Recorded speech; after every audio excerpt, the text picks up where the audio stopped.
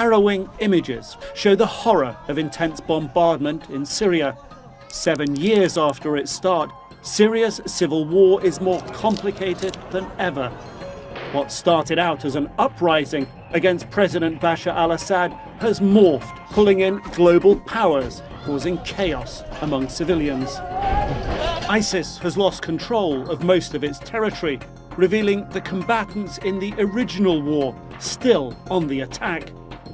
Russia and Iran support the Syrian government in its war on rebel forces.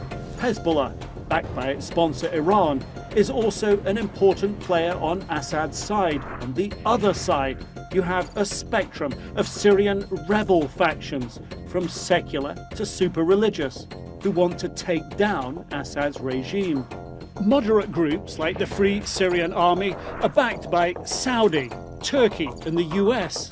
But these two NATO allies, Turkey and the US, also have competing interests in Syria. The US backs the Kurds, represented mainly by the YPG militia, which is considered a terrorist group by Turkey. YPG fighters dominate the US-backed Syrian Democratic Forces, which have been critical in the battle against ISIS.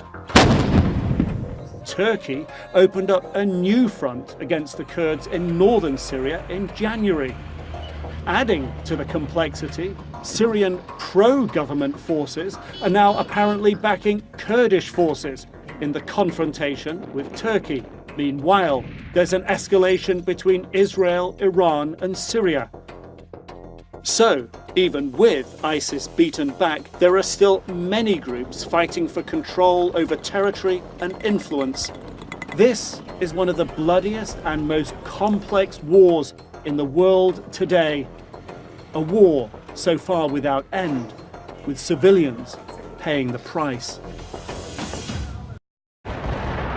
Could this change from a proxy war into a direct shooting war between the US and Russia? In a word, no.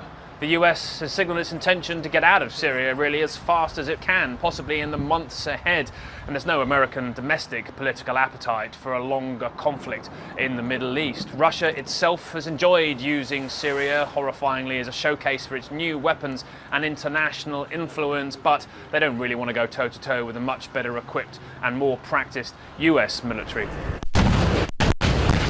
There are many ways in which their proxies could escalate the battle. First, we've seen in the past that Russia has sent mercenaries and Syrian militia to try and take territory off the Syrian Kurds in the territory where I'm standing, who are backed by the United States Special Forces here. The last time that happened in February, it was met with ferocious American firepower that killed dozens, if not hundreds, of Russian mercenaries and Syrian militia. They could try it again, and they could possibly use better Russian firepower to back them up. That could lead to a nasty escalation. 2, US troops regularly patrol areas around here. They're on the ground moving about, and that makes them vulnerable possibly to other proxies. Syrian militia, Iranian militia, who could possibly lay roadside mines. That's a vulnerability the White House have to consider when they look at what kind of retaliation they may seek to undertake. But in the broader picture, America's made it clear it may soon leave Syria. It wants to do that, and it's entirely possible that Moscow and Damascus allow them to retaliate in whatever way they choose, sit back and watch Donald Trump's attention span wander somewhere else, and America soon drift out of the Middle East.